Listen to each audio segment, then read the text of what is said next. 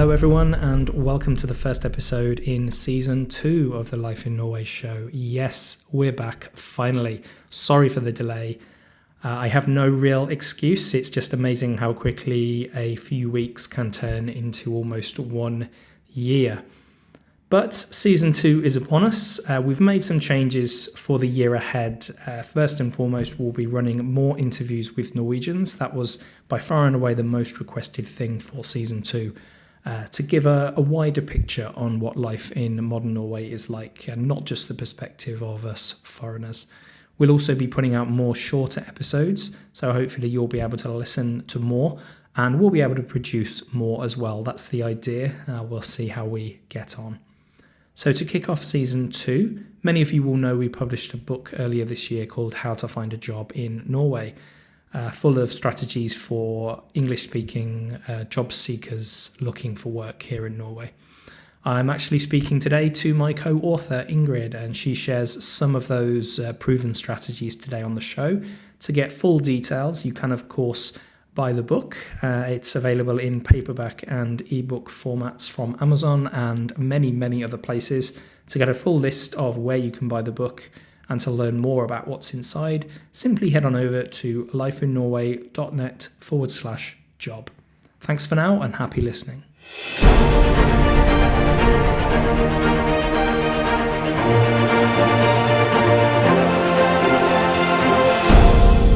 I'd like to welcome today the very first solo interview with a Norwegian to the Life in Norway show. Ingrid, hello. Hi. Hi, how are you? Very well, thank you. Let's start just by giving listeners a short introduction as to who you are and why you're on the show today. Yeah, my name is Ingrid. I've written a book now together with you, David, which is called How to Find a Job in Norway. My background is as a social anthropologist, and I used to have my own company here in Trondheim. It was called Kulturkoordinator, and I offered counseling and workshops for foreigners who were looking for a job here in Norway. You did indeed, and of course that's how we met, because we had a desk at the same co-working space, and given that I run a website primarily for foreigners living, working and wanting to move to Norway, it was natural that we started talking, and I think, as you pointed out the other day, it was almost 3 years ago when we first conceived the idea of writing a book together, and we've finally done it. Yeah, it's really great that we finally get to do it, yeah. Great stuff. So just looking back a bit, rewind the clock 3 years or so, what kind of people were you helping with the company? What kind of people were looking for jobs in Norway at the time? Basically, it was highly educated foreigners from all over the world, all from Japan to the United States, Argentina, Iceland, and mostly they would have a bachelor's degree or higher education up until PhD. And they were normally, either they moved here because they studied here, or they moved here together with a partner who had already been offered a position here.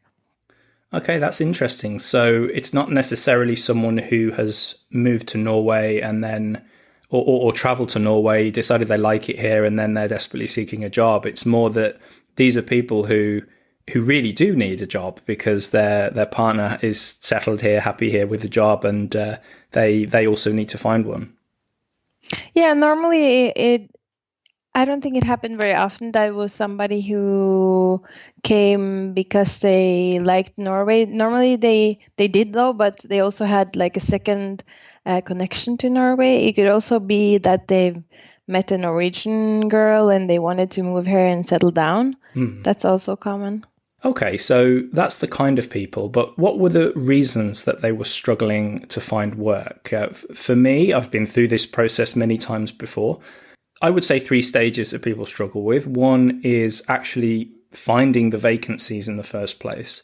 The second one is going from seeing the vacancy to actually getting an interview. And then the third one, of course, is when you start getting interviews, it's getting over that hurdle and finding a job. Which of those 3 hurdles do you think are the most critical for a foreigner? Which do they fall at most? Definitely the first one. I would say that I had job seekers from all the three categories, but it was definitely mostly from the first one. And they also normally came to me to seek assistance when they had tried for a while by themselves. So most had at least been in Norway for 6 months. So they would have come to Norway and said to themselves, I'll figure it out. I know how to find a job in Norway. I've tried it before in Canada or in Spain or wherever they were from. And then maybe after 6 months or even a year, they might start saying to themselves, okay, I'm not doing it right. So I think I would have to ask for a second opinion. And that's when they normally showed up. And that would be because they would apply for a lot of jobs and not get through to the first interview. That's the biggest obstacle, I think, for most. Okay. But you say also there is a group of people in the last group that are getting interviews, maybe not regularly, but they've had one or two interviews and they haven't got to the point where they've been offered a job. Was there a particular theme across those kind of people, a reason that you could identify which might explain why they were struggling to get that job offer? Yeah, I think in that case, it was normally about cultural differences. So it was about them not having maybe the full understanding of the best way to present yourself in a Norwegian social context, like a job interview. They would present themselves as they would in their home country. So let's say if you're from the Ukraine, you wouldn't go to a job interview and then present yourself to your possible future boss and smile. That would be totally wrong. So they would try to keep a very serious face the whole time.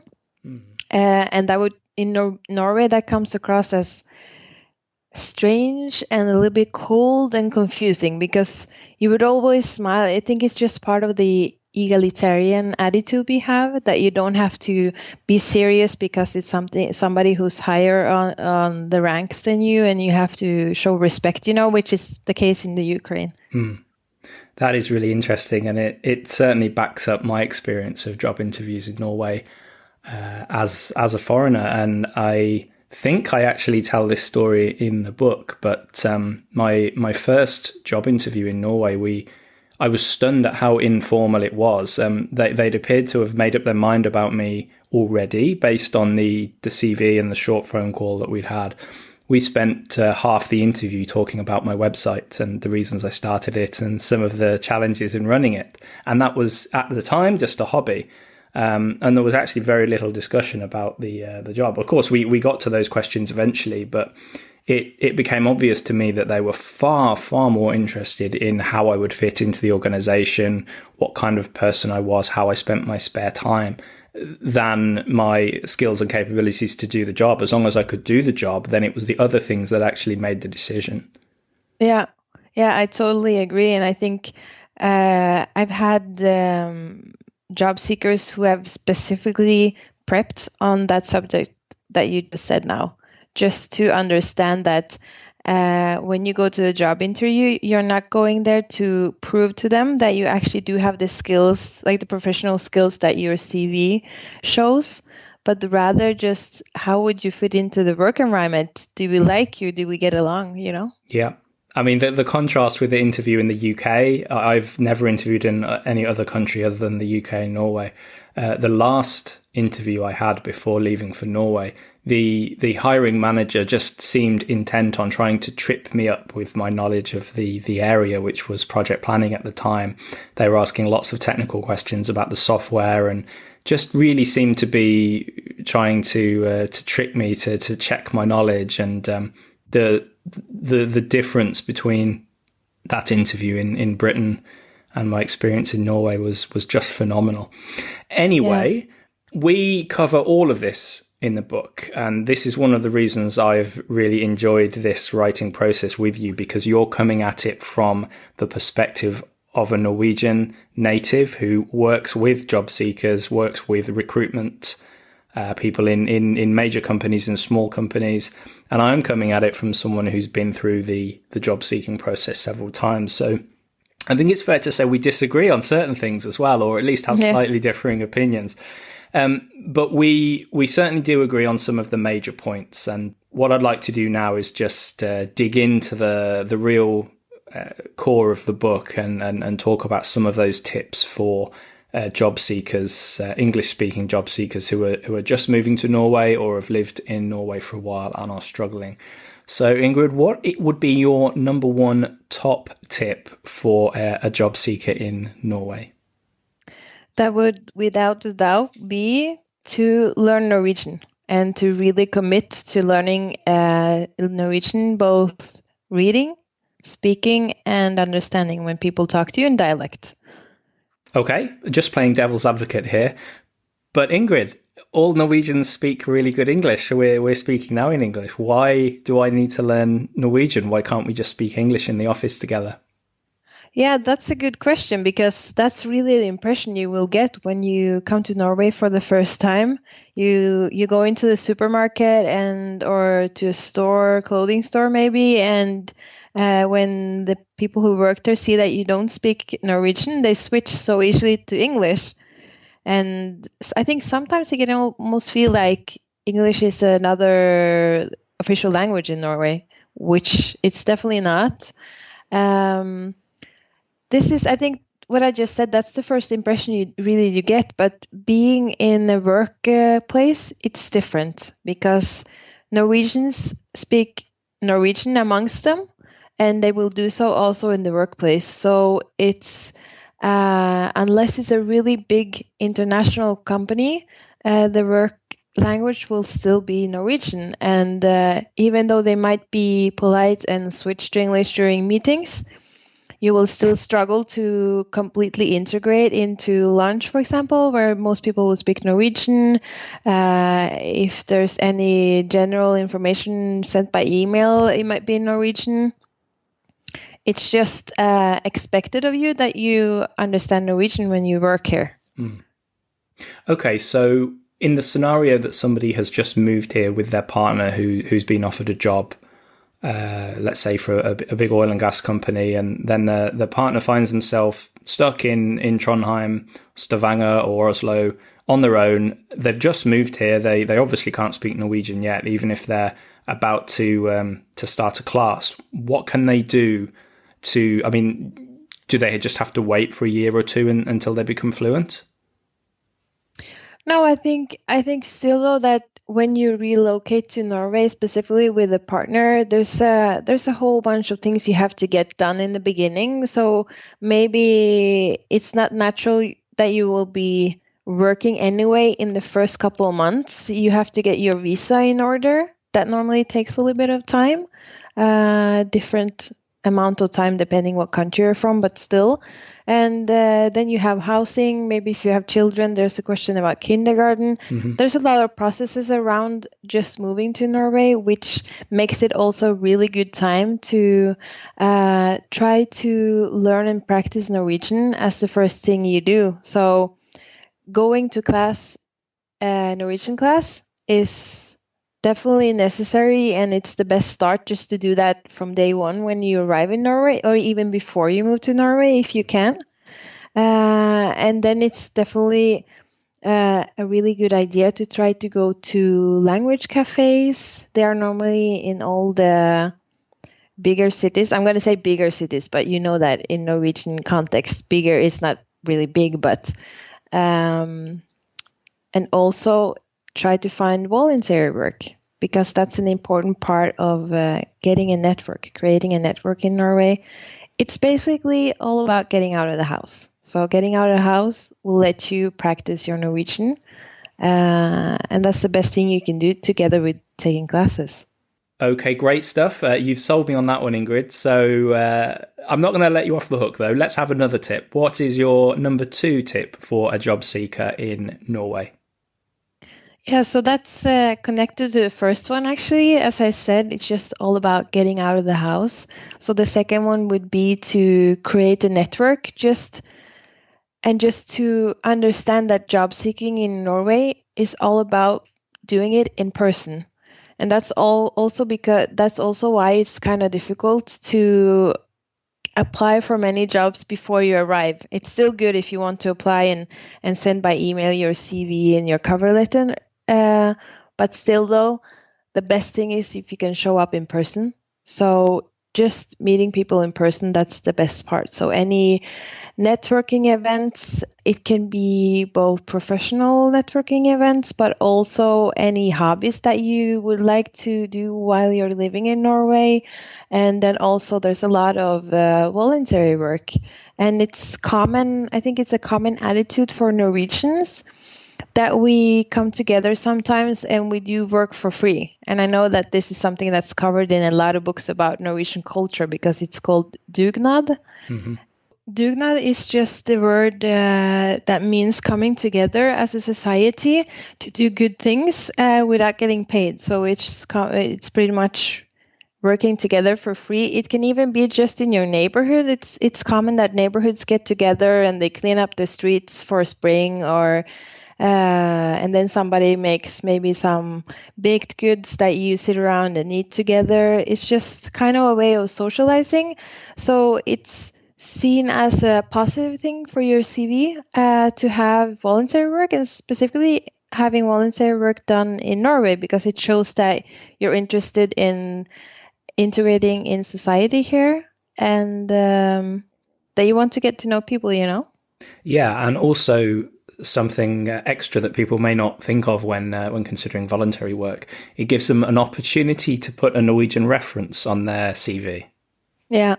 Yes, and that's also something that's super important, because a lot of people don't realize how much we Norwegians care about being able to call another Norwegian reference. It could just be we need somebody to confirm that you're a person that shows up on time, that you complete the tasks that you are given. And it's just, even though it's a reference for voluntary work, it's more likely that your future employer will call that reference and not call your other reference in China, just because time difference, difficult to understand if you can speak English when you call. The number is long and hard to understand for us. Just for a bunch of reasons, they will probably call your Norwegian reference. So it's really good to have one. Sure, good stuff. Yeah, I actually have another personal story that's relevant here.